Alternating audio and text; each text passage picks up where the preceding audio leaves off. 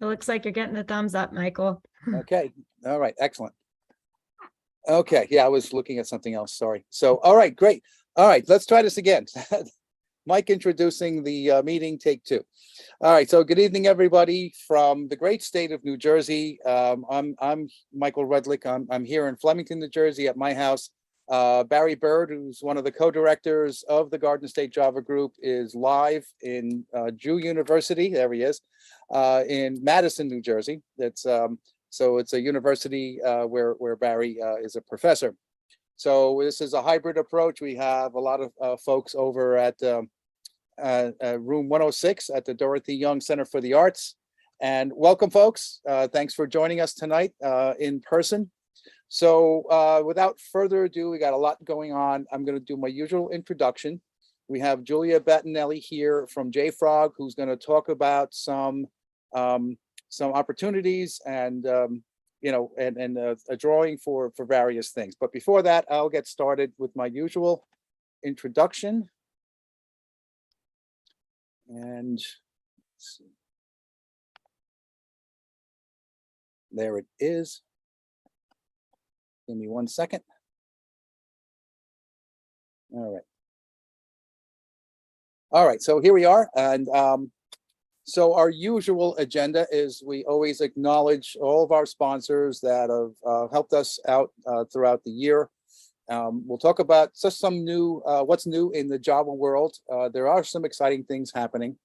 I'll introduce Julia for sure. We're not sure if Ari could make it tonight. They both represent JFrog. It's a DevOps company. And then after they're done, then I'll introduce Andres, who will, of course, be the main feature and talk about JReleaser. So our platinum sponsor is JFrog, again, a DevOps company, and they will be hosting an event called Swamp Up in New York, and they have a couple of other locations around the country as well. But we're going to focus on the New York event, for this meeting. Azul Systems, of course, the downstream distribution of OpenJDK, known as Azul.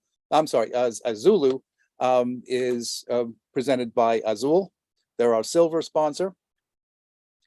We are partnered with DevNexus, and if you're not familiar with DevNexus, this is a conference that is usually in the late winter, early spring in Atlanta, Georgia. And it has a whole host of Java luminaries that are presenting various topics.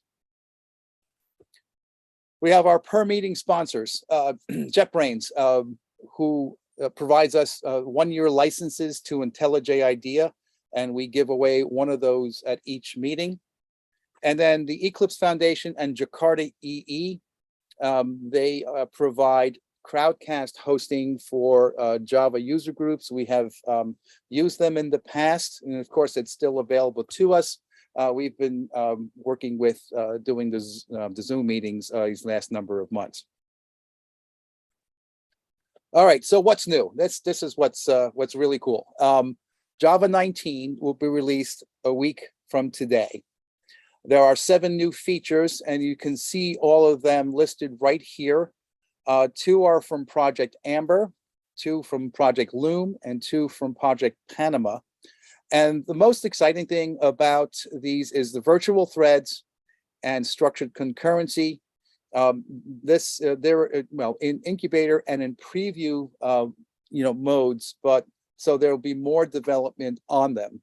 So you can anticipate, for example, structured currency being in a preview mode, perhaps in JDK 20 or JDK 21, or some version down the road. So there's a lot of work going on here. This is an exciting release, even though it's not a long-term support release. And then the JEP 422 is more for the hotspot compiler. Just announced yesterday is Helidon NIMA. This is the first microservices framework based on virtual threads. So you can see the relationship for there with that. Helidon is a microservices framework, for developing applications. This is something new, like a side project or a sub-project of the framework itself. This will be part of the version 4 alpha 1 release. Version 3 of Helidon was released in 2 months ago in July, but they don't expect a full-blown GA release on version 4 until next year. So that's exciting. You know, I think this is something that you know, we're going to be discussing in InfoQ. As you may know, I write for InfoQ News. Jakarta EE10. This is on the home stretch. This has been delayed. Was originally supposed to be released in the second quarter of this year, but there were some TCK issues that prevented that from happening. The core profile was had passed last month, and today is the deadline for the review and the ballot for the platform and the web profile. So I anticipate reading something tomorrow about that, and its potential for a GA release on this by, say, next week or so. Okay, so here we are. I've talked enough for the moment, and I'd like to introduce Julia Battinelli. I think I had you listed as a, I forgot, I wrote it in my email to everybody, but why don't you introduce yourself and tell everybody who you are, and then I'll stop sharing for the moment, and then you can do your thing. So. Absolutely. Thank you so much, Michael. Hi, everyone. My name is Julia Battinelli, and I am the Community Programs Administrator with JFrog. And we're really excited to be a Garden State JUG sponsor for 2022. For those of you who are not familiar with JFrog, we are a DevOps software company, and many people in the Java community know us by our flagship product, which is Artifactory, the world's first universal binary repository. Today, JFrog has over 1,200 employees, 10 offices globally, and over 3 million developers use our software tools on a daily basis. I know we're all really excited to listen to Andre, so I'm just going to hit on some fun items to mention before we get started. So let me share my screen. All right. So first off, as Michael mentioned, we're excited to tell you about JFrog's premier annual DevOps event, Swamp Up, which is coming to New York on October 18th. And this is for a one-day event. You're going to be able to learn from amazing DevOps leaders like John Willis from Red Hat, Noah Goldman from Rookout, and Tejas Chopra from Netflix, who will be speaking on DevOps at Netflix. So you can scan this QR code that we're showing on the screen right now for additional information and the complete agenda for Swamp Up. And then also, as a sponsor for Garden State JUG, JFrog is actually setting aside 5 free tickets for those of you who would like to come to Swamp Up. So make sure that you use this code here. I'll also drop it in our chat. So as a bonus, all Java developers who attend with the code you registered with will also receive a copy of the book, DevOps Tools for Java Developers, Best Practices from Source Code to Production Containers. So some of the authors will also be on site that day if you'd like to chat with them or get a book signing as well. For anyone interested, please email Ari Waller. His email is ariw@jfrog.com for more information and for availability on those 5 free tickets. I'm going to drop his email contact information in the chat for you. For our second item, a core value of JFrog is community happiness. So for that, I'm going to change slides. We are actually going to be doing a raffle today for attendees. So JFrog is giving you a chance to enter and win an Anycubic Photon 3D printer. And you can enter by using this QR code here and also using the bit.ly. I'm going to drop these into the chat for you as well for easy access. For compliance purposes, we're not going to be able to do a live drawing right here over the internet tonight. However, we will select a winner within 2 business days, and then we'll share the lucky winner within the meetup community. that's all we have for announcements. So Michael, Barry, and team, thank you so much again for the opportunity to be a part of this community from afar. And we're really looking forward to visiting New York for Swamp Up and hope to see you all there. Yes, I do miss in-person meetings because when you deliver presentations, it's always nice to gauge the audience and if they're engaged, not engaged, bored, all that good stuff. So I look forward to that. That's something you really can't do in a virtual environment. So awesome. So without moving along, I have a picture of Andres, but you can see him right there in the slide. So I'll just go ahead and do the introduction. So Andres is a Java and Groovy developer and Java champion with more than 20 years of experience in software design and development. He has been involved in web and desktop application development since the early days of Java, which, of course, as we know, is at least, 27 years now.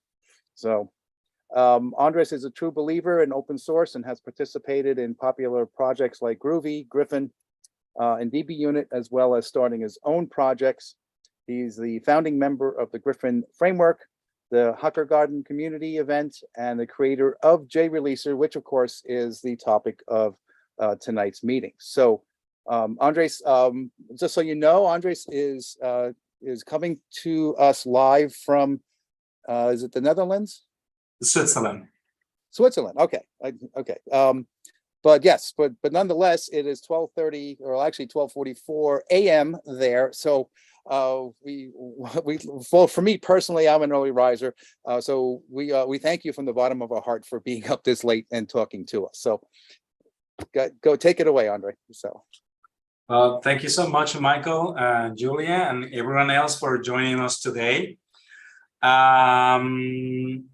This is going to be an interesting setup, given that luckily there are, how many of you are close to 10 already in the room? And we have also people attending online. The idea of today is not just me talking about the topic, but I will encourage you to follow the steps and try to do it as interactive as possible. So those of you that have a computer on your labs, I will encourage you to follow through and issue commands, and that there will be perhaps a little bit of a challenge. Barry, I will rely on you to pass on any questions that the audience may have, and I will figure out a way, maybe it's chat or something else. And for those that are online, feel free to send questions on the chat and send us at any time you want to. I will do my best to answer it as quick as possible. So let me share the screen, and I will have to move soon to the other screen. Perfect, right.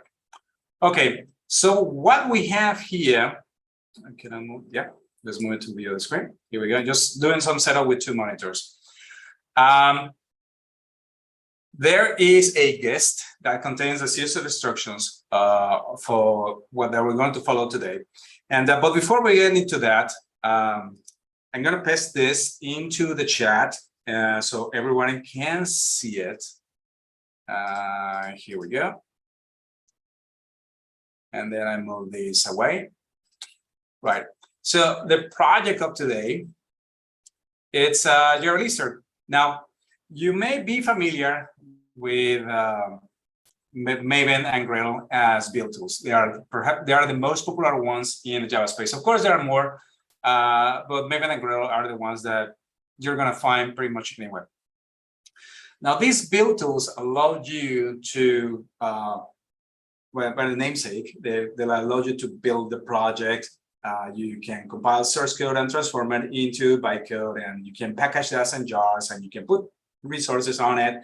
And you can do more. You can also create Docker images that contains those binaries. You can publish the things to Maven Central. But there are a few things that may be missing, or that may be a bit more complicated to set up, which is once you have built all those things, it comes the time to do the release. And a release may require tagging the project and creating change logs or release notes, and pushing the binaries to different locations. It may be Artifactory, maybe Amazon S3, maybe different places through different protocols. HTTP, SCP, FTP, so many different things, right? So putting everything together, it's a little bit of a hassle, and you have to know exactly all the different moving parts. And that's exactly what the position that I found myself almost 3 years ago when I started this project, which is I create a lot of command line tools and desktop applications, and I needed a way to package them or make them available to consumers like yourself.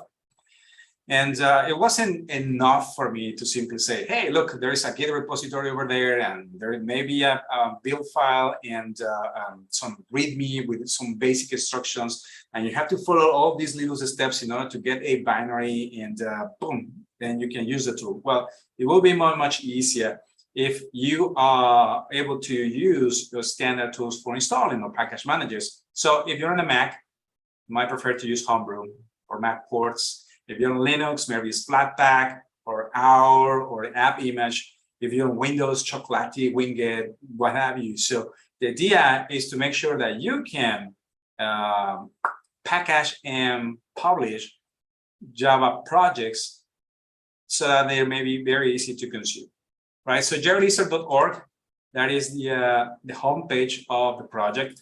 And when you look into the guide, there's plenty of documentation about it. So basically what JReleaser proposes is that you keep using your build tool of choice, whichever it may be. And notice that even though the first three are specific to Java, and we know this is a Java user group, in case that you have or you need to work with different source languages, such as it may be Node, maybe Rust, it may be something completely different like Elixir or even Bash, you can continue to build those binaries. Then instruct JReleaser plus an additional metadata or model file. And as a benefit, as a result, you can publish those binaries to different Git release services, GitHub, GitLab, free versions and enterprise, or Gitya, your own custom instance. Or you can, if you have any binaries, you can push it to different package managers. And also you can announce it to different channels, Twitter, Slack, Mastodon, email, webhooks. There are so many different things. So based on this, you may be able to invoke the different aspects of the tool. And I think this will be here on the workflow, which shows every single command that you can invoke. And this, we're going to see these commands once we get started with the practical stuff.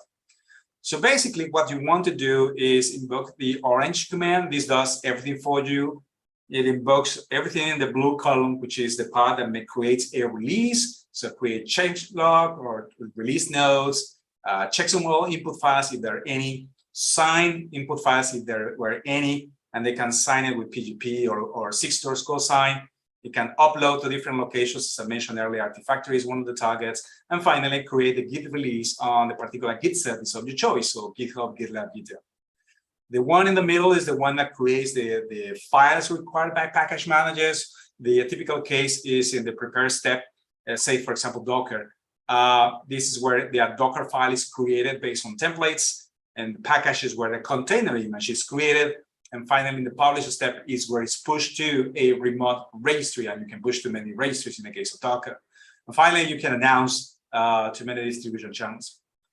JReleaser expects the binaries, the things that you want to release, to be built already by your build tool of choice, but it gives you the option to assemble some of those binaries as well. It could be like a Java runtime, a custom Java runtime with JLink that contains your production code as well. Or it could be a platform-specific installer with JPackage, or it could even be a native executable via GraalVM native image.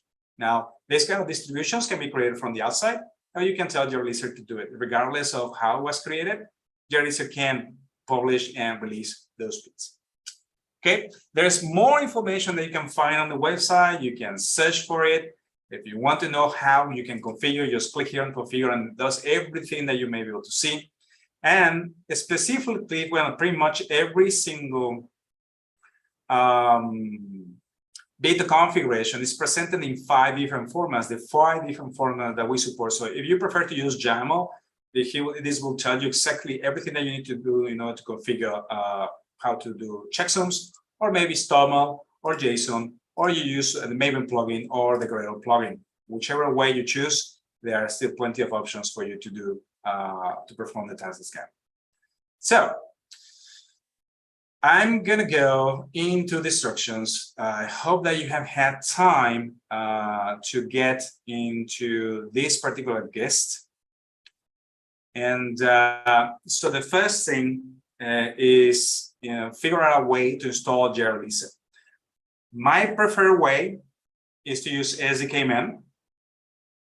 But if you were to be running Windows, I believe SDKman is not able to run there, but there are other options. So for example, if you are not able to use SDKman, we can go into JReleaser's GitHub repository and then go into the releases. And this probably should have been this one, release 1.0, the latest one. And somewhere in here we have the list of different artifacts that you may choose from. For example, you could pick this one, which bundles a Java runtime plus the production. So you don't have to have a pre-installed version of Java. You just unzip this and off you go. Or you may use the installer for Windows. And eventually we'll push native images for Windows as well. And all the assets that are listed in these tables and lists are also appear here. So if this is not enough, there are other choices. For example, you may install it on Windows using a scoop if you prefer to use a scoop.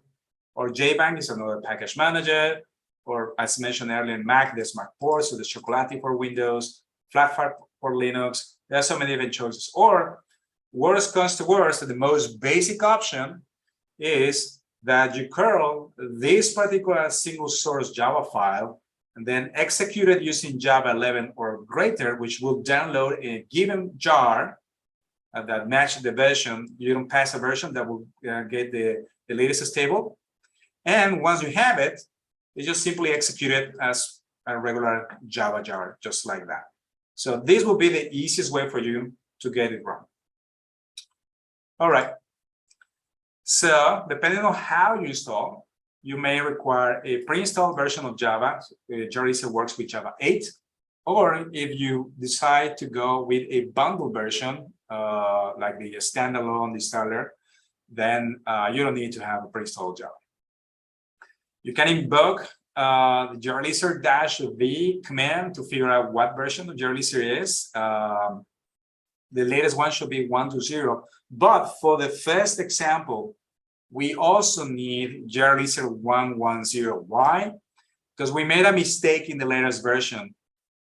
For the particular use case scenario that we're going to see, you will get an error if you're using 1.0. This error has already been fixed, but it has to be pushed into the next release. So be sure to install version 1.0 and version 1.10, and I will show you the error so that you understand what's going on with these two different things.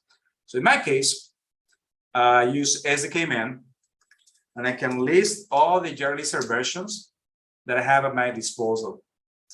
I have almost every single one installed. The one that I currently have selected is 1.0, currently working in 1.0 snapshot, so to be released by the end of October. So these two versions, 1.10 and 1.0, should be installed on your system. If you're using SDKman, I already have 1.10, so I can switch or use JReleaser 1.10. And I can verify that that is exactly the version by invoking -b. And that gives me 1.10 and the current hash of that particular release. So in this way, you can tell if this is the real deal or not. If you were to have a different hash or a different timestamp, then that is not the actual version 1.10 as published, the official one. So the other thing is, well, you have version 1.0 and 1.0. Any questions so far? We're doing okay? This is your screen. Here we go. I need to make this bigger. Here we go. So the next thing that we need in order for you to be able to create a release as you need a GitHub account.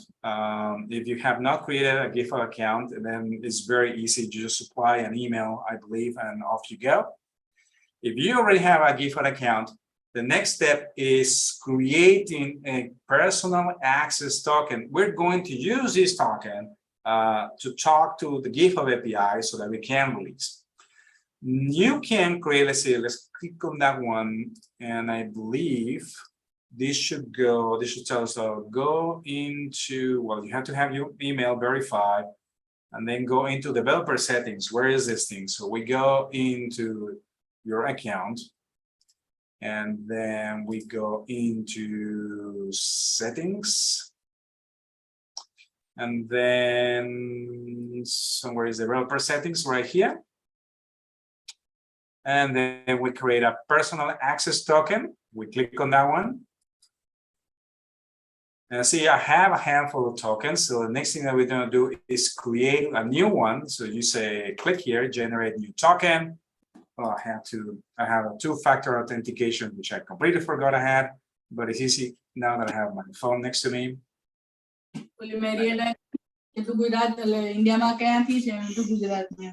Okay, we've got someone else speaking. So for this token, please select the repo permissions. So read write should be enough.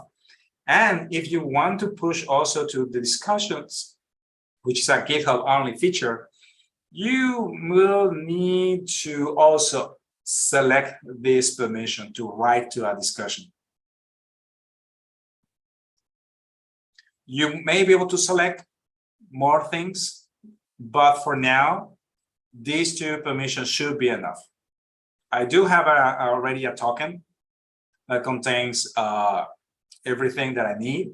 You know, if I click generate token, you will get a number, and that number, or a series of characters, that is your token. Copy immediately, because once you close that window or that page, you won't be able to see it.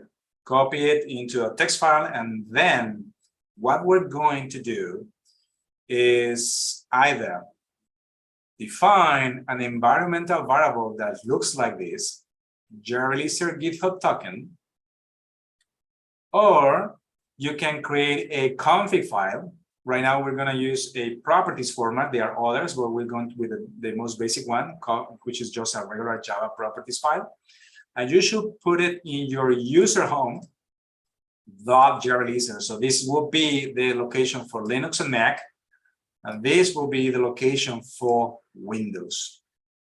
That file should contain just one entry, one key, and one value. And this is exactly the token, the value of your token without any quotes, just the plain value.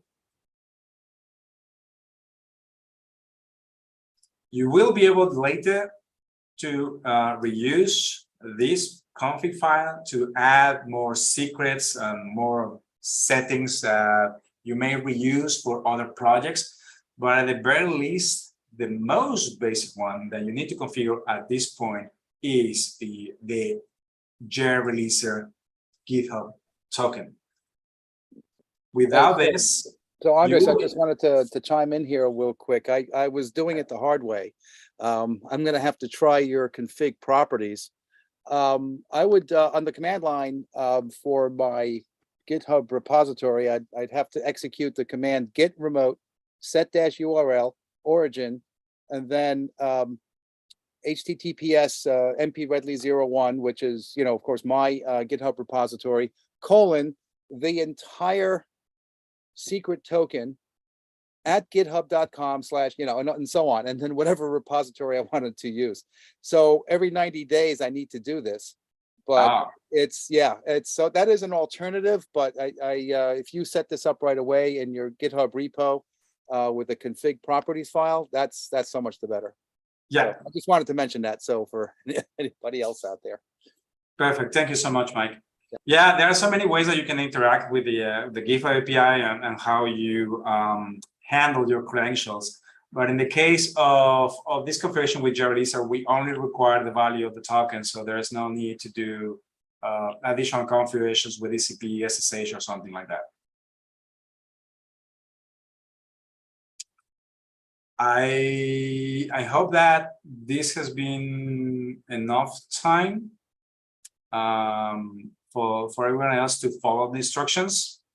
If for any reason you were stopped and you couldn't generate the token or something is stopping you, we can continue with the instructions, but just be sure to at least define the config properties file and put the key JReleaser GitHub token and put any value as long as it's not empty.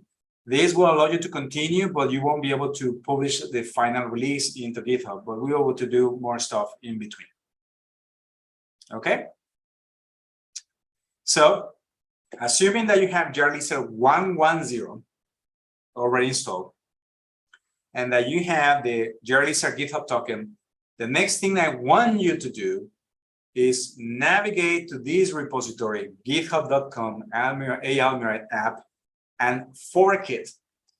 Fork it into your own account so that you can modify it and that you can release to your own repository.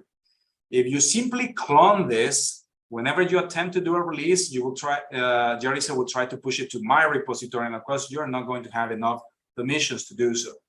So navigate here and fork it. And once you fork it, just clone it into your local environment and change into the directory. Now, this application, one of these things, let's put it this way. This application is a very trivial Maven project. It could be anything you want to. And well, I think that this is a trivial command line application, and the only thing that it does is print out hello world. Or if you give it a supply an argument, it might say hello, whatever it is, right? It's very, very simple. What else does this thing have? It uses the Maven wrapper. If you're not familiar with the Maven wrapper, this is the way that you can bootstrap Maven and use a specific version, which I believe is set to the latest version, which is 3.8.6. So the only thing that you need to build this project is Java, and the Maven wrapper will automatically download Maven for you if you don't have it already in your system. We do have a JReleaser YAML file. This is the configuration file, which we are not going to use on the first try. What we're going to do is attempt to create a release, so it will appear here on the right side. And what we want is this release to have just the release nodes. Those release nodes will be calculated, not this thing, from the message that we see here on each one of the commits. You may follow any conventions for how you want to write a commit message. You can use any format, but as long as you have a convention or you follow a specific format, and you can instruct a JReleaser to categorize those elements. So you may see here that I have specific prefixes for each one of these commits. Now, it so happens that these commit messages match something called conventional commits, this thing here. If you follow this specification, which tells you exactly how should be the title and how you should put contents in the body and maybe some additional footers, then JReleaser will make things much, much easier when generating the release notes. But then again, you can pick your own personal convention. All right. So once you have forked this project, once again, the URL is github.com, Almiray app. Just go into the fork button, fork it, and then go into repository, copy it, and then clone the repository, which I already have here. Check and show. There we go. And here I have the sources. Now, once again, the version of JReleaser that I have is 1.10. So what I'm going to do now, and I definitely have more tokens on the and secrets on my config properties file, which I prefer to use the TOML format. I'm not going to show it because it contains things that anyone else should be seeing, it's just only me. But this is where I have my GitHub token. If I didn't, trying to do a release will fail. So what I'm going to do now is the following. We have a fresh checkout we have not built the project yet, but we have the name of the project, we have the remote of the project, we have the username, we have some metadata around the project, right? So we could, at this point, attempt to make a release. And this scenario works for any kind of project, Java or non-Java. The only thing that we want to do is create a Git release with a tag with a release notes calculated from the commit messages, the most basic one, right? So for that, once you have JReleaser installed, you can ask for its help. And this tells you the list of commands that you can invoke. And if you pay attention earlier, these names here, these commands, match the steps that we saw earlier in the workflow. There is a one-to-one mapping. So in the description of the workflow, if I go back to the browser, and go in here at the beginning, each one of those commands matches each one of these steps. And if you click on step, for example, the release step, this definitely very briefly tells you what is supposed to happen. And if you click on one of these, it will definitely go into the configuration for that particular section. How are we going with instructions? Making sure that we have clone, that you're using 110. And this is exactly what we're going to do. We're going to invoke this command. I'm going to tell you exactly what's going to happen. So I copy it, and I go into the terminal. And what this command is going to do is create a release. I instruct JReleaser to do the auto configuration node, which is it will take information from the current Git repository, the one that I have locally, like the remote and the branch and the name and the owner of the repository. And I can supply additional settings. For example, I want to release version, let's release version 090, because why not? And for now, just in case, we're going to make it a dry run. So everything will be happening locally on my machine. Nothing was going to be pushed to the remote. This is how we can and somehow verify that the configuration is going to work. Let's see. Okay. So JReleaser tells me it's running 110. We have some settings that we have specified here, for example, version 090, and some additional metadata about my project. We got a changelog that has been calculated on this file. We'll see that in a moment. And it tells me that it's supposed to create a release of this repository. If I browse to that repository and do a refresh, you notice that there's no release because we did everything locally.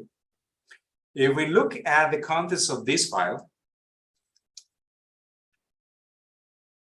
this is everything that we have in the commit messages, very plain, just the minimal hash and the text as is.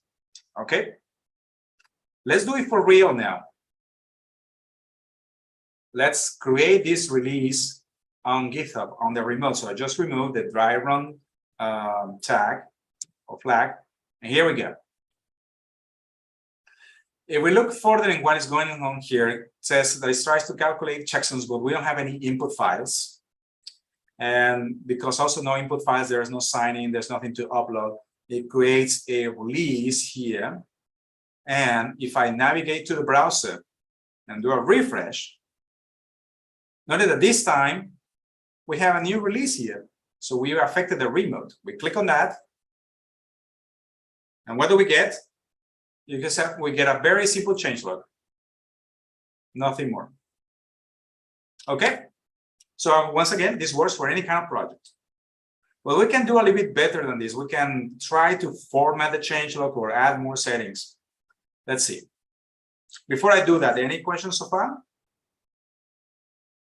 Feel free to interrupt me at any time if you have any questions. So Andre, speaking of which, I think if Barry chimed in over from Jew University, there might be an echo. He'll text me any questions and then I will pass them along to you. Okay, perfect. Thanks so much, Mike. All right.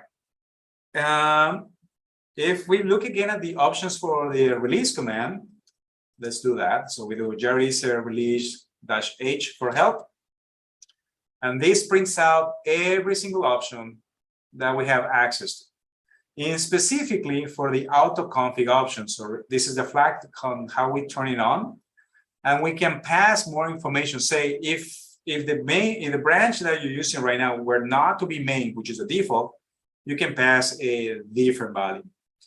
If you already have a release node file that has been calculated by any of the means, you can pass it on with this setting instead of having JReleaser calculated. And you can pass more information. But one of the things that I want to do is attempt to do some additional formatting on the changelog. So let's grab this flag and paste it on the command that we had earlier, even with dry run, this. We just add that one. And let's run it on dry run mode. So far, so good. Let's inspect the contents of the changelog. And notice that now the changelog looks a little bit different. Each one of these elements is now a list element. And JReleaser was able to find all the committers for each one of those, or contributors to one of the commits. In this case, it was just me, so that's what appears here. And it also lists every single contributor for all the commits for that particular release. In this case, again, it's just only me. All right. Looks like this is going to work. So this is the command that we invoked. We can give it a try now and push it to the remote. Now, I'm going to spoil it a little bit in the sense that I know for a fact that if I run this command, if you run it right now, it will result in a failure. And someone guess why this command could fail.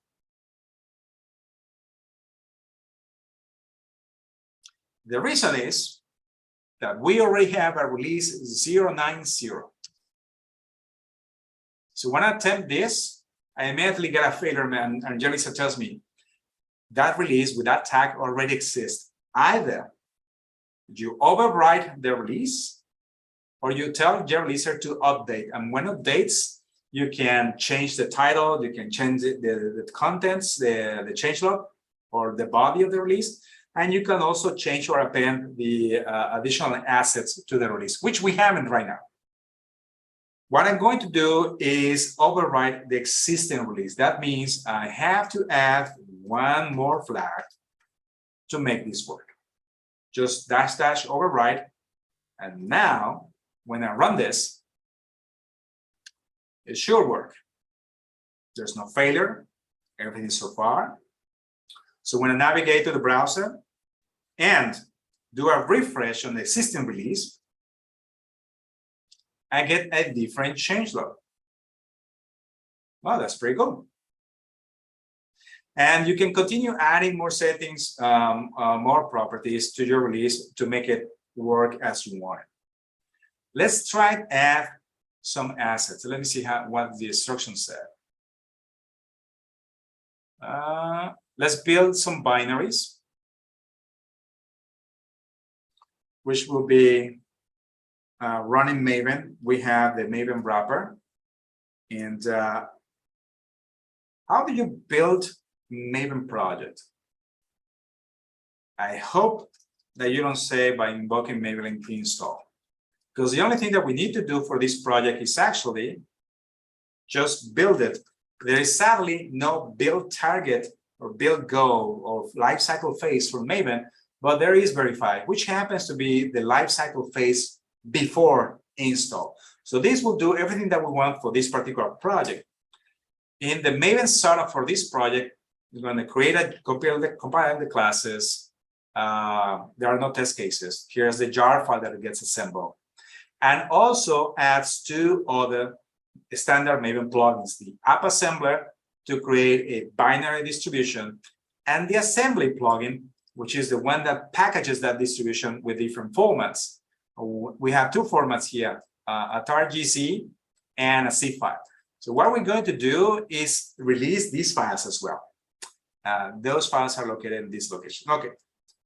So once again, we do JReleaser release-h, and we see as part of the options of autoconfig that we can pass a series of files, and it's repeatable. So we could use this setting to indicate which files we want to be part of, that we want to see as release assets. So let's do that. This was the last command that we issued. So I'm going to add the zip file and the tar file as two additional options. And when I invoke this, let's see what happens.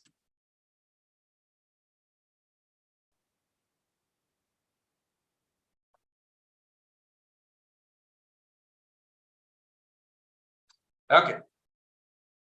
So so now what we get is two input files. We find there are checksums. Signing is not configured by default. You will need additional secrets like a GPG's passphrase and private signature, a private key, and a public key. So we're not going to get into that. So that's why currently is disabled.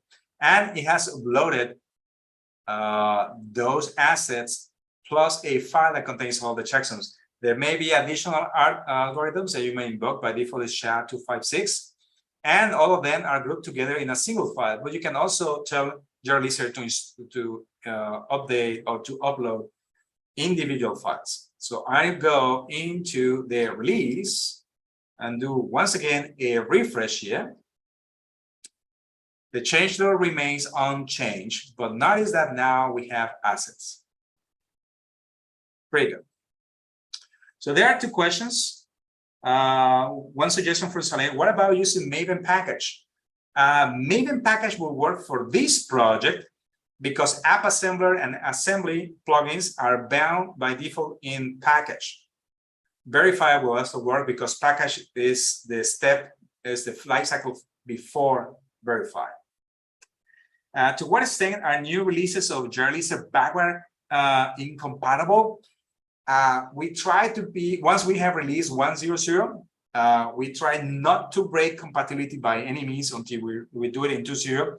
Sadly, we made a mistake for the autoconfig release in 1.2.0, and that so far is the only incompatibility that we have, which is already fixed, but well, yeah, we made a mistake there. So how robust is the command line structure of JReleaser? That is, how difficult is it to get yourself in a situation where you have to backtrack? Well, each one of these steps, each one of the commands from JReleaser that you see here may be invoked in separate from one another.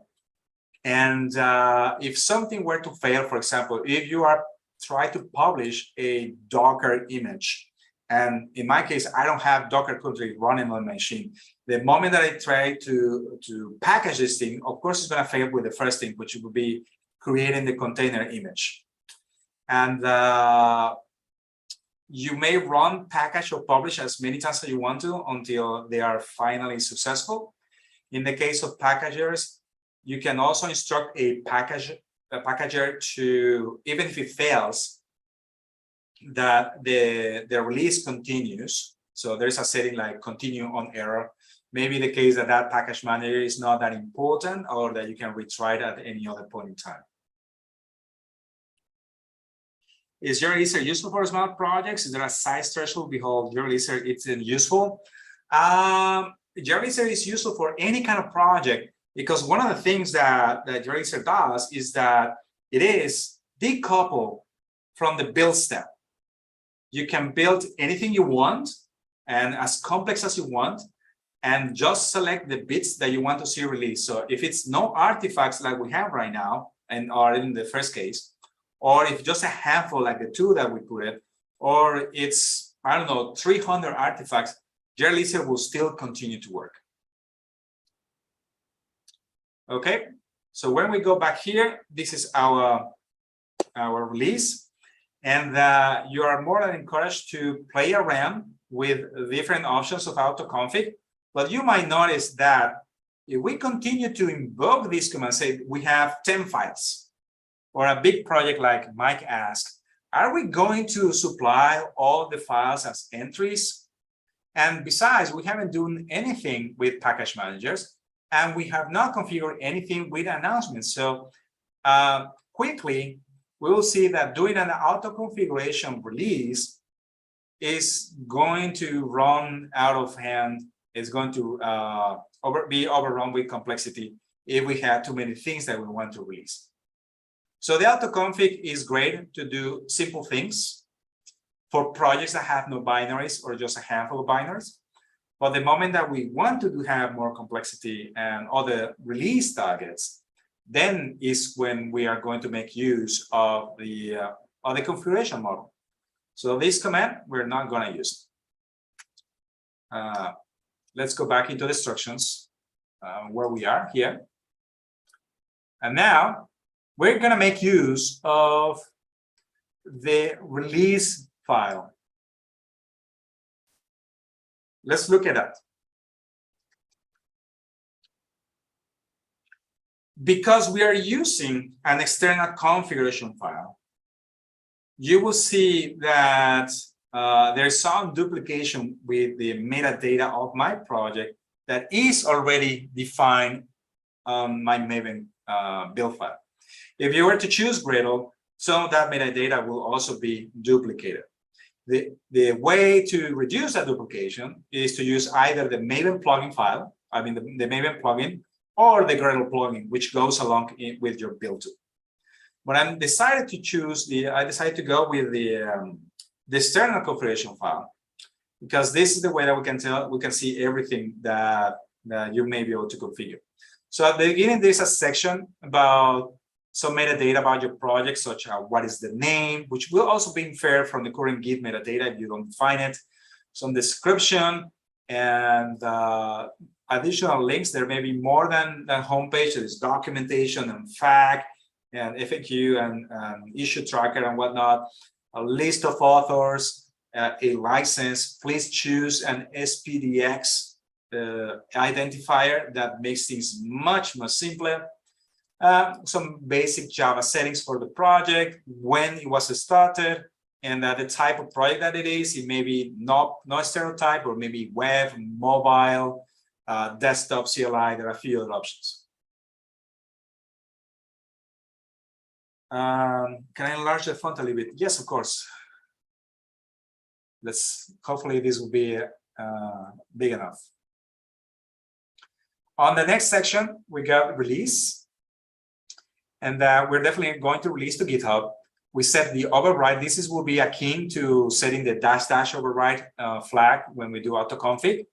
I also want to sign, because I do have my own settings, but you might not have settings for signing. So in your case, please set this to false.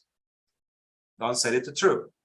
Also, if your fork has discussions enabled, then you may be able to use this one. If you don't, you should go into your repository, your fork, click on discussions. You will see that if it's not enabled, you have to go into settings. And somewhere here, where is it? Down here, yes. You have to click on this checkbox to enable discussions. And once you do, I think you do set discussions, and that puts the default categories for your discussions, such that there's announcements, general ideas, and whatnot. So once you have this, you're good. If you did not create a token with the discussions permission, then do not enable discussions and comment this out. If you don't comment it, it will be a warning and the release will continue. So there's not much problem. And finally, how we're going to format the changelog. There are many settings that we're going to see. But one of the things is that I'm going to follow the conventional and commits presets. So it makes configuring a lot of things much easier. Next, signing. We're going to sign artifacts. Again, if you don't have your settings for signing, which you shouldn't by default, because we're just getting started, then set this value to never. We don't want to do any signing for now. We will create a homebrew formula. Notice that this is the only things that we have to configure. And finally, and we'll see that there are more settings related to that. And we have links to the two binary files that we want to release, the zip file and the tar file. You may notice these funky bits. This is actually a mustache template. Mustache templates are often found on the front end. And when we do this here, we use them as if they were variables. So these values will come from somewhere. For example, the result project version will go here.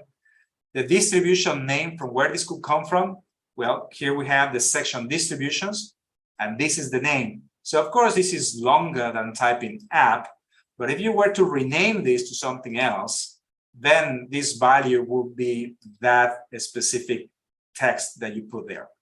There are other bits that we can see, but this is basically the most basic configuration file that we can see. Okay. So the next thing I'm going to do is invoke the config command. The config command will tell me what is the current settings for my project. And let's see, JReleaser config. And I think it's going to fail. And it fails because I'm using JReleaser 110. So I switch to JReleaser 120. And this goes to the question that Mike said. Backwards compatible. The current JReleaser model file that I'm showing here, it's 120 compatible. If I want to make it 110, I would have to change the links section, which is something that we added in 120. So just by upgrading to the latest version, this should fail for a different reason, which is I don't have a project version. If you recall the model, there's metadata about my project, but it's no version. I could, if I wanted, put just a version property here and be done with it. Or my preferred way, as you saw when I run this, is that it tells you, well, maybe you may want to define an environmental variable with this name. And that's exactly what I'm going to do. I'm going to export JReleaser version 100. Why 100? Because that is what Maven builds. Let's look at that again. We get 100 as the binaries. Okay, let's do config one more time. And this time it should work. Here we go. There's plenty of information that we get to see. For example, this is not a snapshot release because the version number is 100. There's some additional metadata that can be inferred from your project. For example, the inception year, we set it to 2021, and we saw set the author, so we can calculate the copyright notice automatically, or you can set it explicitly.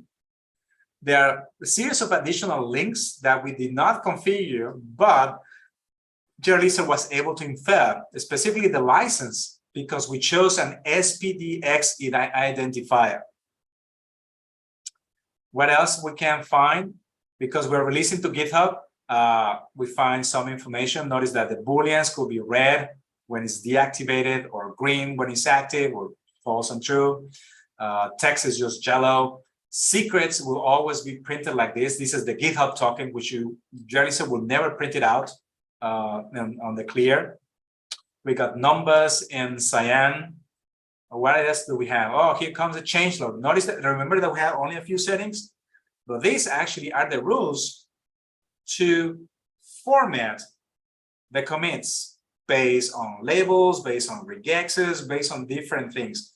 And just because we set conventional commits as the presets, we get a bunch of rules automatically. What else do we have here? The checksum section, which we didn't configure, but it's always active. Signing, which in my case, I set it to always. You should have it to never, and so that will be read as false. Notice the information for creating the homebrew formula. We simply said active always, but it turns out there is more information that calculates based on the metadata. And finally, the distributions. here are the files that we want to release, the actual files. So we can see that distribution name has been resolved to app, and project version has been resolved to 100. All right, let's do this. JReleaser, release, dry run. First, try things locally. As a matter of fact, let's do a full release. The full release is the command that does everything for you, which is create a release, create the packages, and do an announcement. We don't have any announcements configured today, and it will tell us that there are no announcements. So here we go. In dry run mode, it will calculate the checksums for the input files, like we saw earlier. It will, in my case, it will sign artifacts, all of them. Then when it uploads to the release, there are 2 binaries, 1 checksum, and 3 signatures. So there should be 6 assets in total. And then creates a homebrew formula and pushes it to a Git repository, which we'll see in a moment. And finally, there are no announcements. So it is skipped. If we see the output of JReleaser, we get a series of files. Such, for example, there are the individual checksums that we could publish if we want to. Here is a formula that has been packaged, the changelog, and the signatures. Let's go to the project. Navigate to that repository. And there are no releases because we did, oh, here's a release 10. So it's okay. But it's set as a draft, that's weird. It should be a final. So let's publish. I have to wonder why it was made as a 100. Oh, yes, I remember. This is the one that we did by hand. Right. So we had 2 releases. This is not the one that we just published. Why? Because I did it in dry run, remember? Aha. Let's do it for real. Checksums are not calculated again because there were no changes in the binaries. The same goes with the signatures. If I have changed the source code and recomputed binaries, then checksums and signatures will be different. It took a little bit longer this time because we were actually talking to the remote. So when I do a refresh here, and I click on the release, oh, the tag. I'm making so many mistakes today. Let me do it once again, because I already have a release 100. Let's delete this release. I'm going to release this tag because we had already a tag. It did not create a proper changelog. There we go. But as you notice, so now that you have automated releases, it's so easy to just do this again. And because we're just playing around, we're not making announcements, it's okay to do this as much as you want. Okay. I should probably have shown the changelog will do. Oh, what's going on here? Ah, the tag should be deleted from here. There. Locally is the one that was failing, not remote. The changelog should contain now everything categorized. So we'll see that in a moment.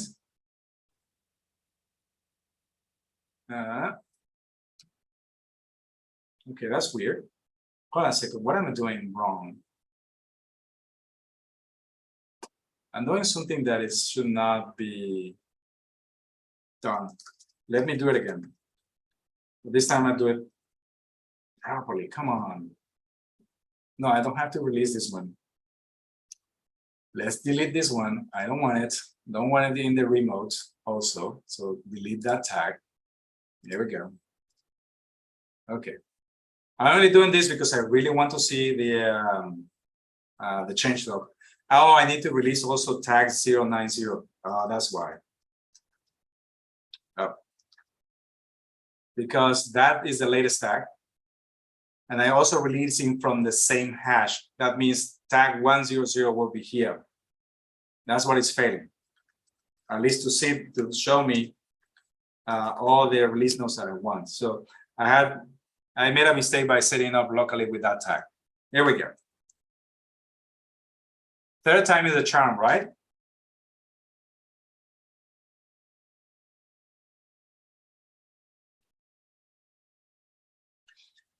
So let me mention that maybe this release 100 should have failed because there's already a 100 tag. Not really because of this setting here. Line number 18 shows that I want to override a release explicitly. Okay, so the release nodes, finally, looks like this. So now they are categorized, and we even got the username. When we look this in the browser, do a refresh here, notice how the release nodes looks like. Everything is categorized with default icons, emojis, and you can choose your own conventions.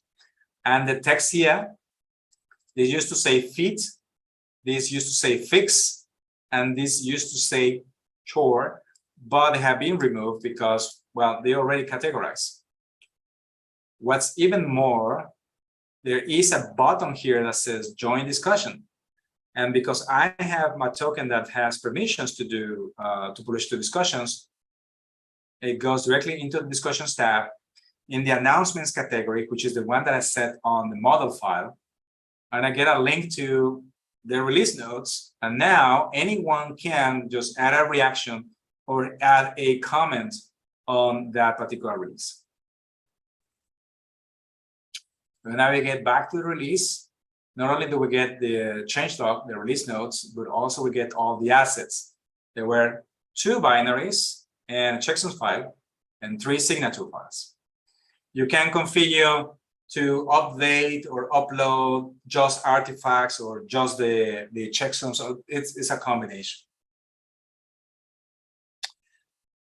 For macOS, can we specify a particular platform values such as x86-64 or R64 or universal binary?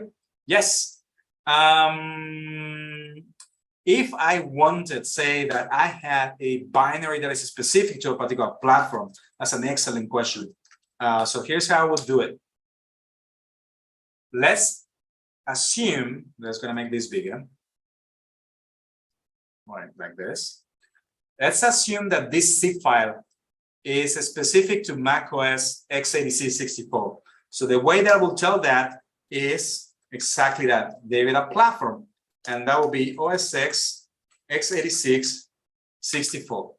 They are well-known values for all these platforms. It would be Linux, Linux Muscle, Windows, OS X, BSD, and so others. There's x86 and ARC64, but there is no value for universal. If you want to indicate something like a universal Mac value, then just do this.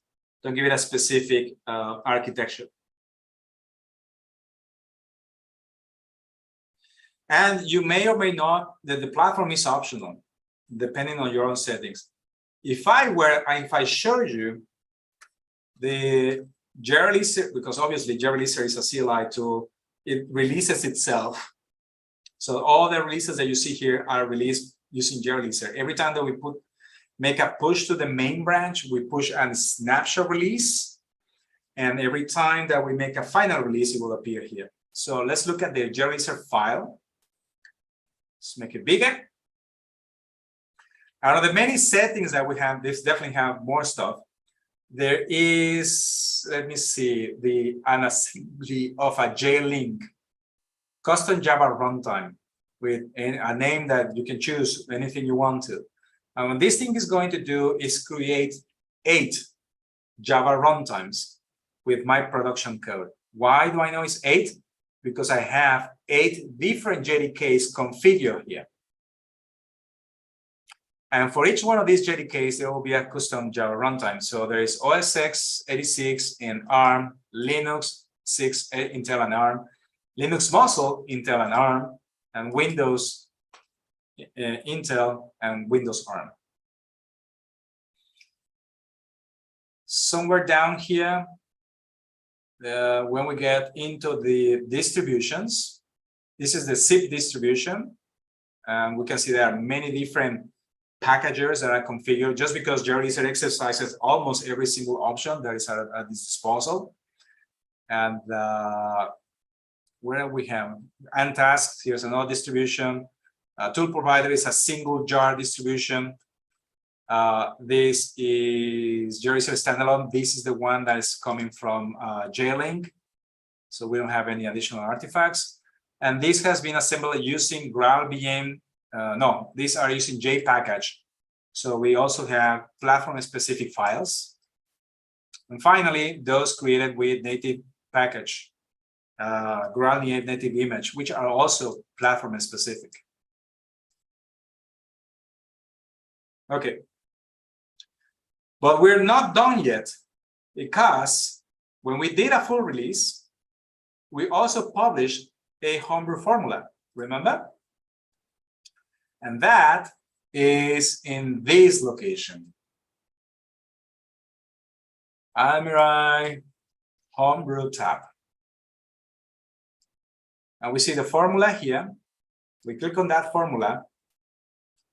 And this is the base is based on templates. This is the basic template, and you can supply your own templates. But basically what you're going to do is download this zip file. I think that the default instructions tell you how to use this particular formula. You simply do brew install that. In this case will be app. Let's do that. I upgraded my homebrew before we jump into this call. So hopefully this will be fast. So the only thing that I need to do is this. And that should find it and install it. Let's see how fast this thing is going to be. So Mike asked, what are the experiences that led me to make JReleaser? Well, precisely this. Let's say I have a binary application like this, and I want people to use it. It's not enough for me to simply say, go to that repository, do a git checkout, follow those Maven or Gradle instructions. You need that particular version of Java. You may or may not need other services, blah, blah, blah, blah, blah, until you get the binary.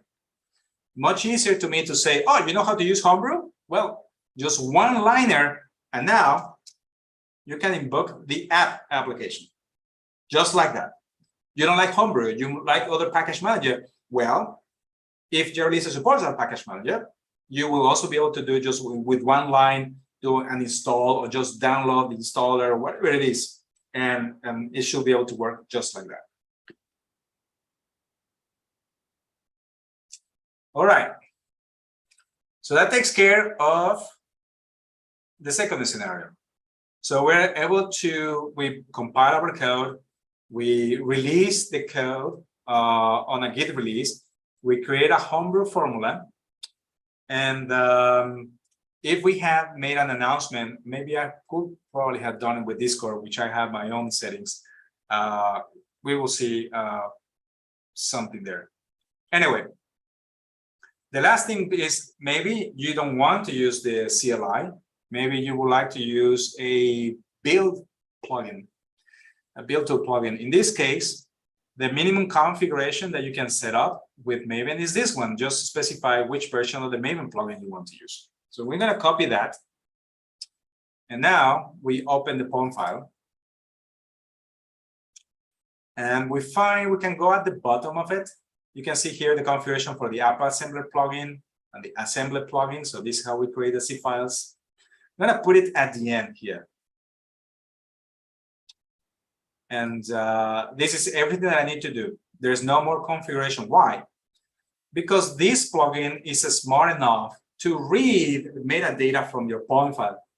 The metadata that I was so diligently put here, for example, a proper name and description, an inception year, some additional properties, licenses, developers, all this metadata can be reused for by JReleaser.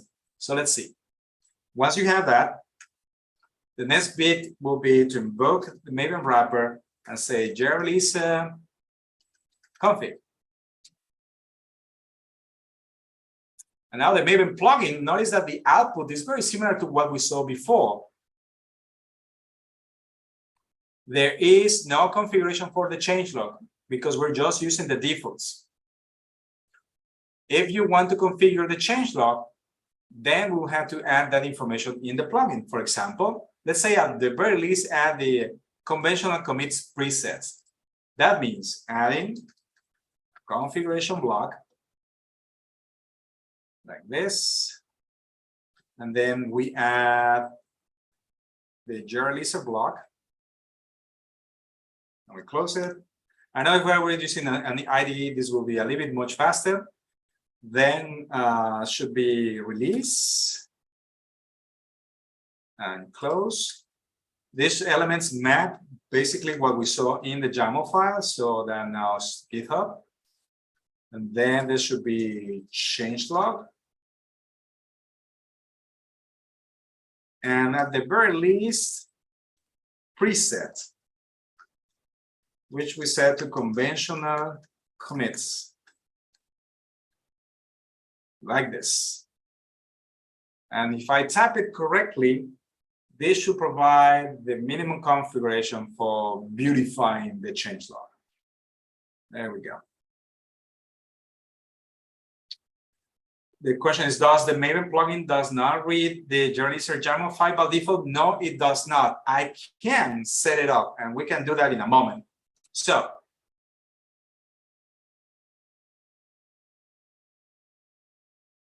it didn't work for whatever reason. Oh, I guess I did not enable it. I had to set, yeah, it's enabled. Presets conventional commits. I don't see the rest of the rules. That's weird. But we can, I believe there's a other setting that Sole asked for, config file. I have to set this explicitly because then you have to figure out, do I want to use the configuration that I set on the plugin, or they use a matching external file? So let's do this. And I save it. This should be in the right location. I can comment this out to be sure that we're using the right settings, which will be reuse what is in the outside file, in the external file. Let's see. Okay, so now we got the settings as we saw earlier. What's the advantage of doing this? Is that some of the settings available in this release file, we could simply comment everything out. And JReleaser will read this from the Maven POM file. So when I do once again this, config should work. Yeah.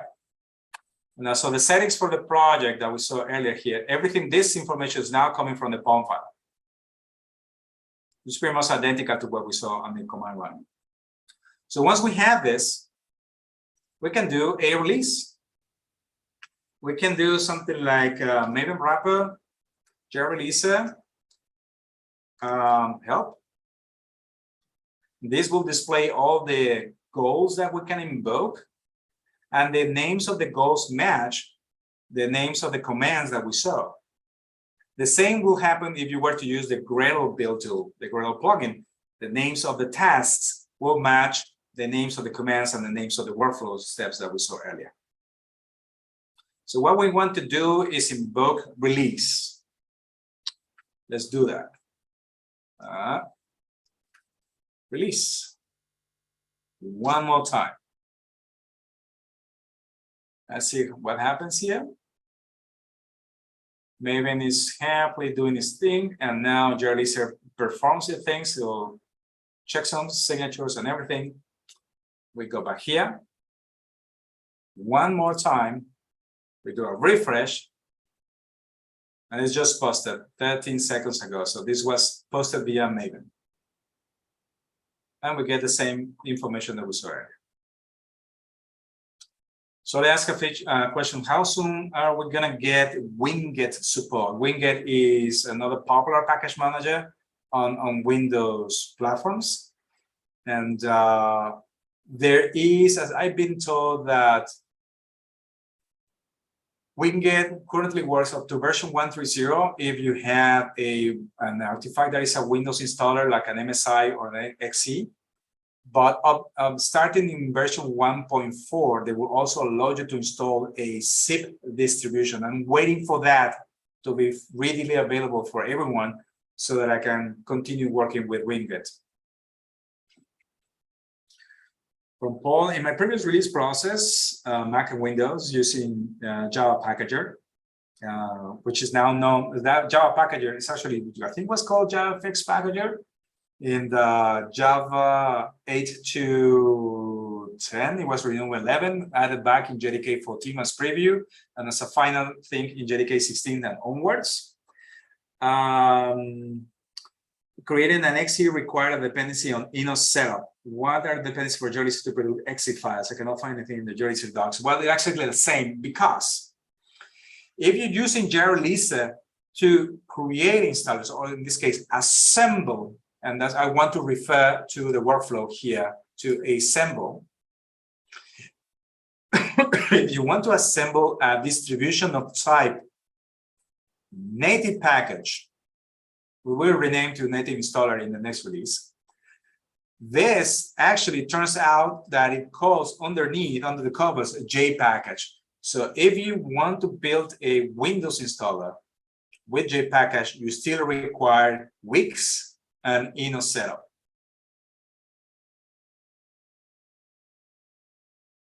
Can we create native images? Yes. The only thing that you need to create a native image is have a suitable version of GraalVM. You don't need to install the native image component. JReleaser will do it for you. And as another benefit, JReleaser could also install UPX to even compress further the binary. We can see that in the JReleaser configuration file here. We have, JReleaser has now, where's native? Let me search for native. Here we go. This distribution is assembled using GraalVM native image with some settings that we see here. And I have 1, 2, and 3 target GraalVM JDKs that I can use.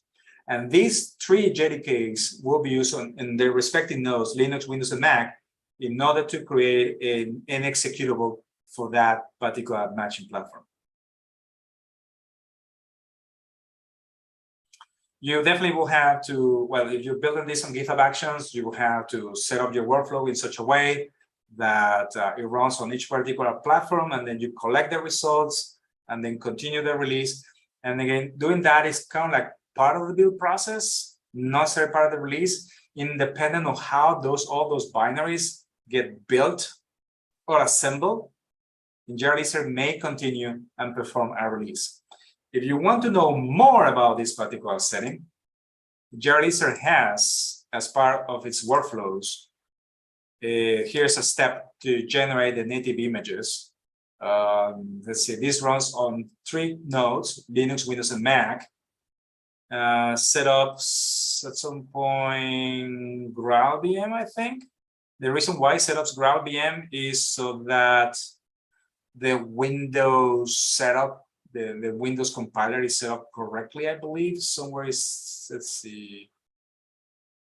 Nope. Here's where we assemble. Oh, this is J package. Oh, sorry, I'm showing the wrong one. Linux, Mac, and Windows setups Graal so that the Windows compiler is set up correctly, and then invokes JReleaser to assemble, and then collects everything. And finally, the release, which is the one we see here, invokes that native image step, which will build everything, and at some points collects everything and then continues. If I show you the action, it looks very nicely here. It looks like this. Creates all the JLink custom runtimes, creates 3 installers using J package, creates, where is it? Down here, creates 3 native images, and all these outputs are collected into a single release, and this is the one that performs everything for you.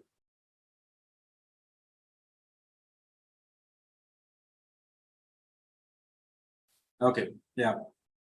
So Paul's mentioned something about the prerequisites for J package. Yes, again, Wix and Ino setup for Windows. And just my experience for this is I created a JavaFX application, and if I run it locally, it works.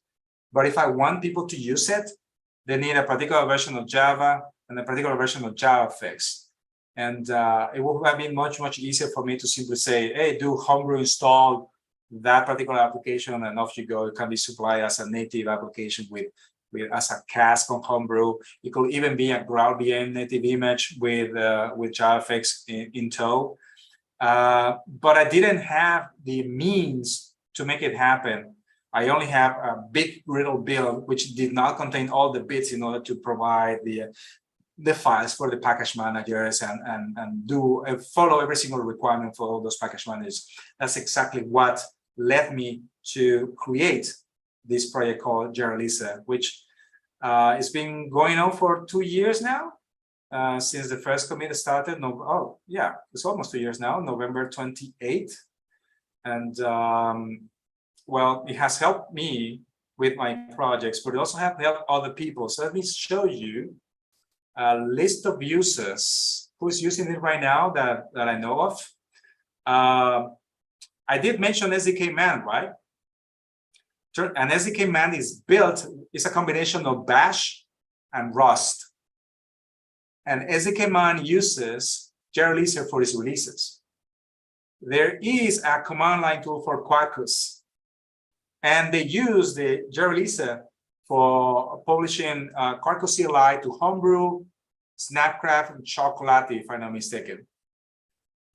There are a bunch of GraalVM based applications such as Casey Color. This was our first consumer, MCS and Neo4j migrations, which they show you different ways. One is with Quarkus, another is with Spring Boot, another is just plain Graal.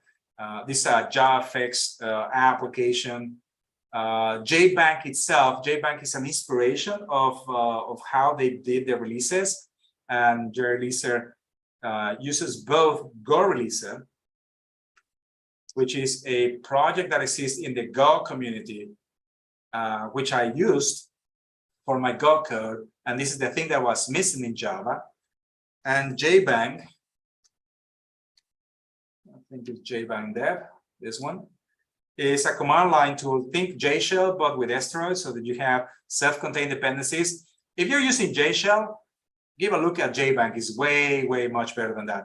And it can be installed in many different ways. So in the end, turns out that JBank also uses JReleaser for its own releases. So the three projects, SDK Man, JBank, and JReleaser, are in a virtuous loop of feedback into one another.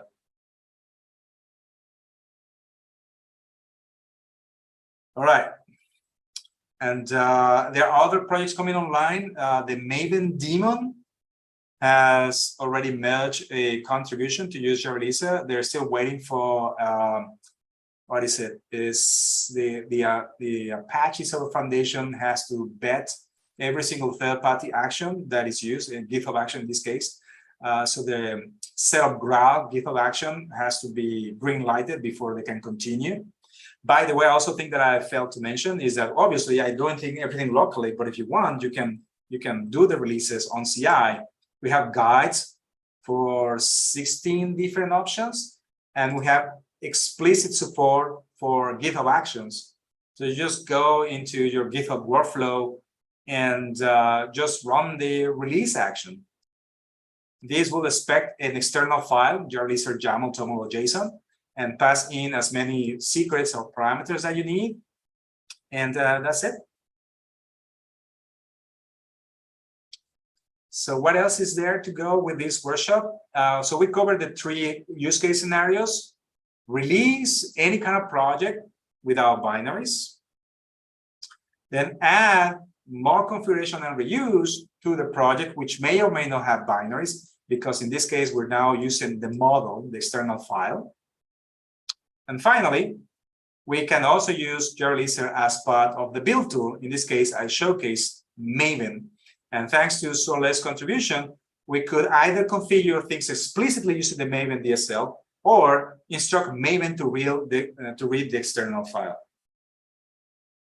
So how much time will a developer save using JReleaser? Well,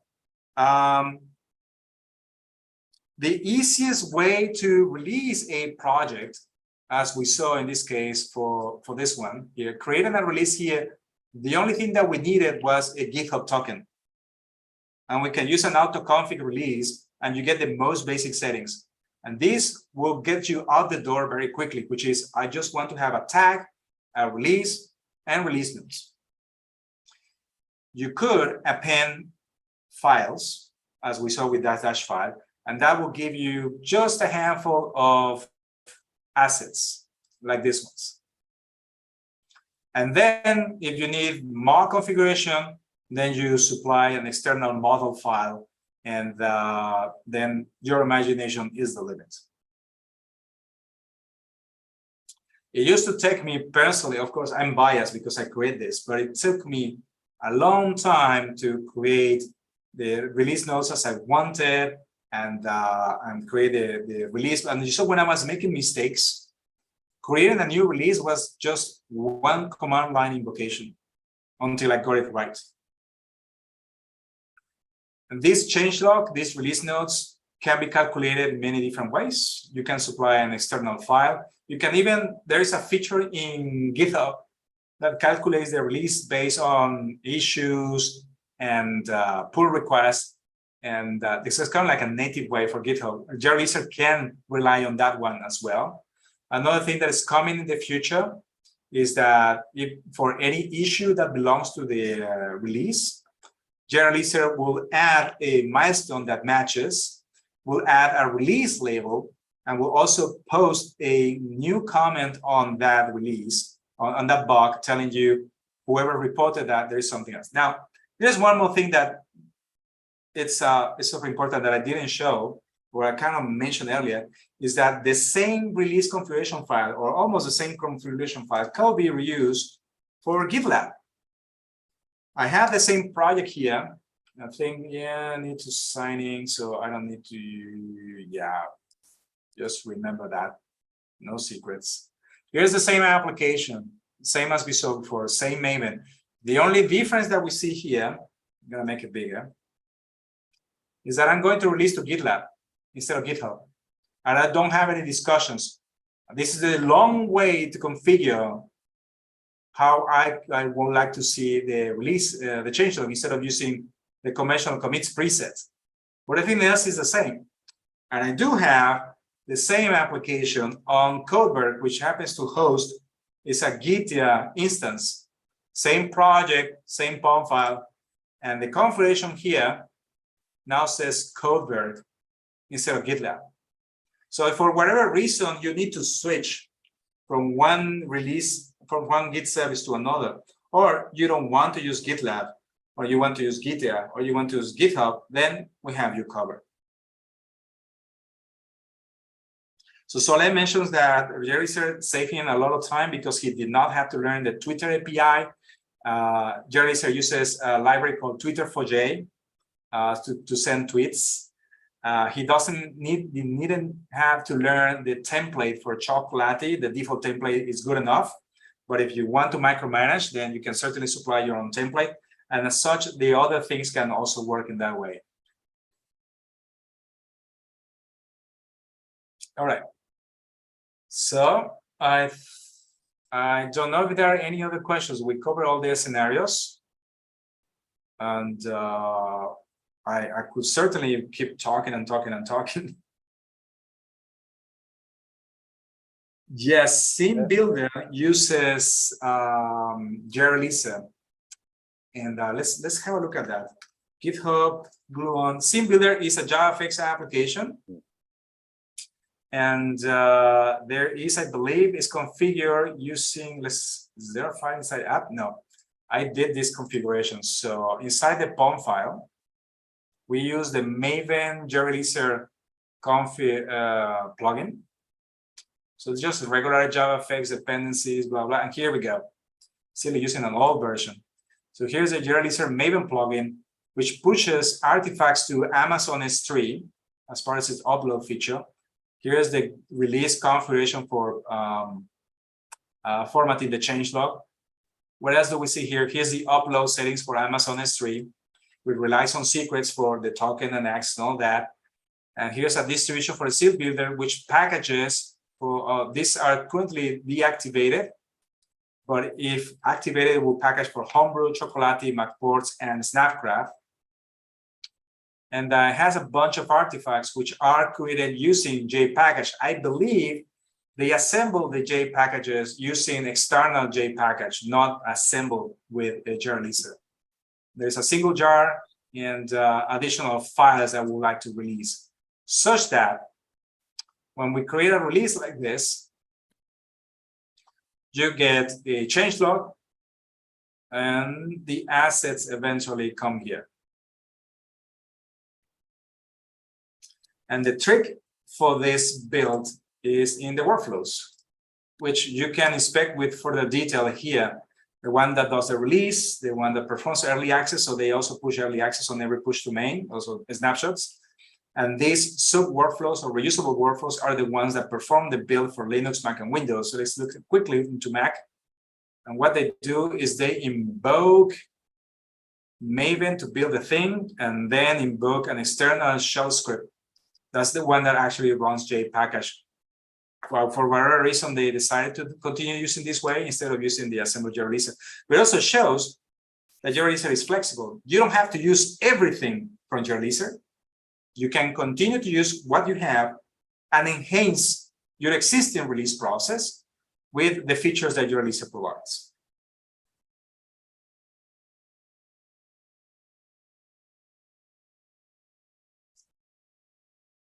There's a question for Soleil. What you would like to see in JReleaser. I think that one of the things you're looking forward to is Winget support.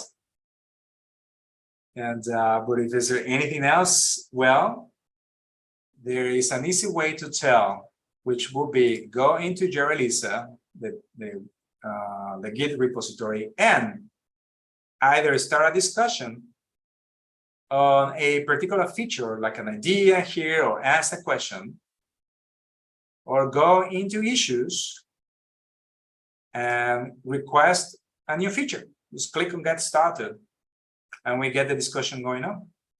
There are a bunch of features that are currently in flight. We're already thinking on version 2.0. That's probably going to come out next year. And but we are collecting ideas for these things that we know we're going to break some things and be prepared when the deprecations and the breaking occurs.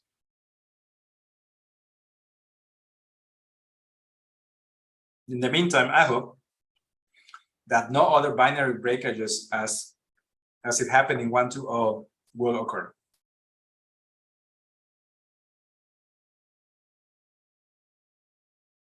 Okay.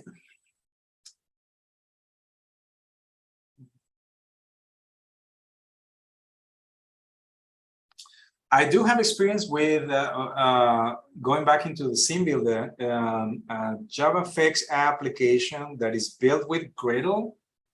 The JLink and JPackage assemblies are created using Gradle plugins. But once you have the artifacts, the binaries, then JReleaser takes on and performs the release.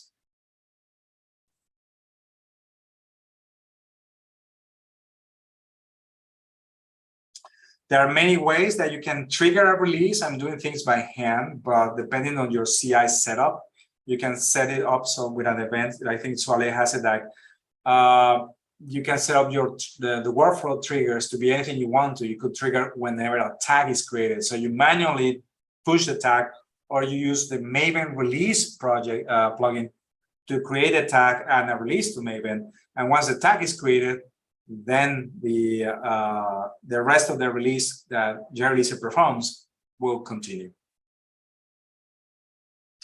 Is JReleaser the main project that we're working on? I do have a lot of open source projects that I like to work on. And for the time being, JReleaser is the main one. I use, as you can see here, there's a website called Cordamp. And there are a bunch of projects. Gradle base, Maven base, JavaFX. Almost all of them now use JReleaser for posting their releases, because it makes it very, very simple for me. As a matter of fact, I believe all my Gradle plugins are using a reusable workflow template so that the release is just very, very easy. I think it's Cordam. The latest one that I released is Yandex Gradle plugin. So regular Gradle plugin, the only thing that it does is, just like we saw earlier, some settings for your project and where to release this, some settings for the changelog, and announce this one does tweet. And what I love about this one is that if you look at the workflows and look at the release, I just invoke a reusable workflow. Every single one of my projects so the only thing when I need to update something, go into that reusable workflow, which is the one that actually runs the release itself through the JReleaser release action, if I'm not mistaken. So out of the, I think 5 or 6 different projects that I have in Gradle plugins, the next time that I want to make a release with these settings is go here, actions, release, click run workflow, sorry, and select the version that I want to release. Run workflow, and that's everything. I don't have to tweak anything more. I don't have to be, I don't have to worry about where things are going to go. The release workflow takes care of that for me automatically.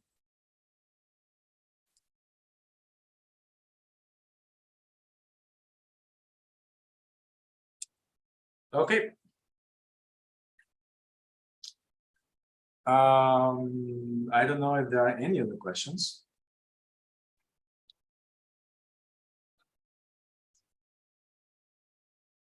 I don't, I don't see any at the moment. There is in the chat from Julia, who was there, just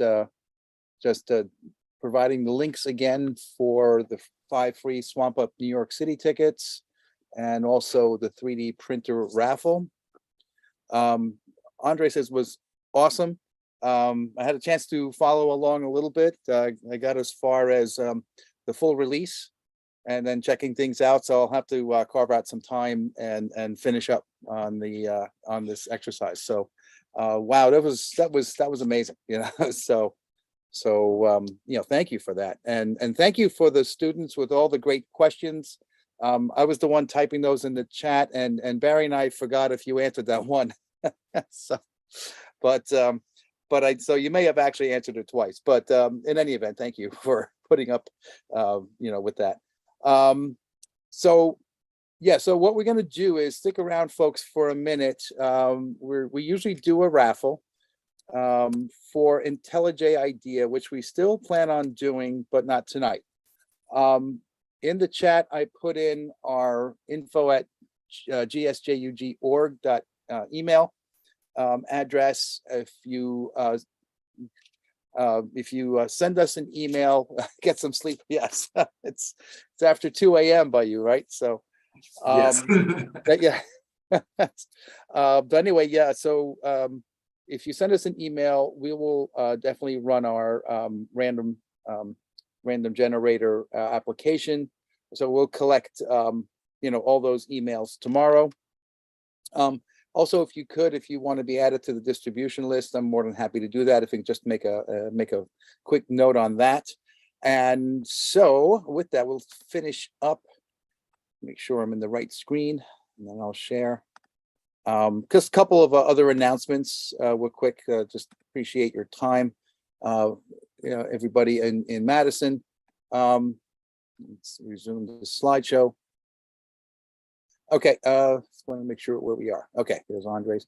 All right, so a couple of upcoming events. You know, you see the JCon Online, which is next week, JConf in Chicago. And if you want the URLs to this, either you can take a picture now, or you can send me an email to ask for them.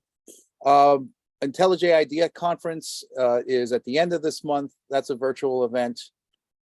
Java 1, as we probably announced earlier this year, has returned after about 3 or 4 year hiatus under the name of Code 1, which included other languages. Of course, Swamp Up in New York, Eclipse Con at the end of October. And there was another one, but anyway, for those of you who may have seen my distribution list emails, Oracle asked us to be part of this Java Day, and they're going to visit from Java user group to Java user group. We originally had this month targeted to do that. However, it was, time was getting a little bit pressed to find a venue and all that. Oracle will provide, food and swag and everything else. We'll provide the venue, and they'll provide 2 or 3 speakers to give talks. It's going to be roughly about 4 hours. And it's really, this really is exciting for us, to be able to host some of the big names at Oracle, like Billy Carando or Nikolai Parlog and all that. So stay tuned for that. We're targeting the first quarter of next year. Upcoming meetings for us. Next month, we have Nikolai Parlog, who I just mentioned, developer advocate at Oracle. He's going to talk about the 4 main Java projects, which are Amber, Valhalla, Panama, oops, that's twice I did that. The other one is Loom. So I have to fix that. Copy and paste is evil. In November, we're going to have some lightning talks. So we're in the process of getting some folks together to give 10-15 minutes talks. This is something new for us that we'd like to do. So stay tuned for details. We're working on trying to have a speaker for the December meeting, which will be the 13th. However, we have been working with the New York Java SIG and Mark Heckler, who's with Microsoft now. It will be visiting the New York area, and he will be visiting with us on January 17th, which is to be confirmed still. So well, at least we narrowed it down to 1 day. And then the next day, he's going to be out at the New York Java SIG at their venue. So stay tuned for information on that, on what kind of talk he'll be delivering. So that's what we have planned for the next few months. We have Friends of GSJUG. If you look at our website, you'll see some of our sort of quote unquote partner jugs. We happen to know the folks that run them and all that. And Saleh is part of on the leadership team on the New England Jug, and their meeting is this Thursday. And it's Mary Grigleski, who's actually leader of the Chicago Jug. And she'll be talking about event streaming and processing under Apache Pulsar. And tomorrow night, Philly Jug, Tanya Oberdovic, who's a Jakarta EE manager at Eclipse Foundation. She's going to talk about Jakarta 10 insights. And that's it. The other folks aren't doing anything this month. Chicago is actually running the JConf conference, so they'll be busy with that and so on. So with that, again, if you can send us an email to info@gsjug.jug or no .org. It's been a long day for me. Sorry. I think I'll stop sharing. Actually, what I'll do is that's what it's time for. So Andres, if you had one of those right now, you'd be out like a light, right? So in any event, yes. Thank you all for coming tonight. Andres, this was a real pleasure. This is your second visit with us since we rebranded as the Garden State Jug. Yeah, it's this is great. So we look forward to seeing all of you next month. With Nikolai, and everybody have a great night. Yeah, thank you very much, everyone. Thank you very much, Michael, and everyone that joined us today and in the room, and Julia for the giveaways. Oh yeah, sorry. Yes. I thought you dropped, Julia. Sorry, I had to. No, I just turned off my video. Thank you so much, though, for having us, and wonderful job, Andres. And also, kudos, thanks to all the Jew University students who, had all those awesome questions. They were, because of a feedback issue or a potential feedback issue, Barry texted me all the questions from the students, which I put in the chat. So that was great. So, all right. All right. So with that, have a good night, folks, and we'll see you next time. Thank you. Have a good one.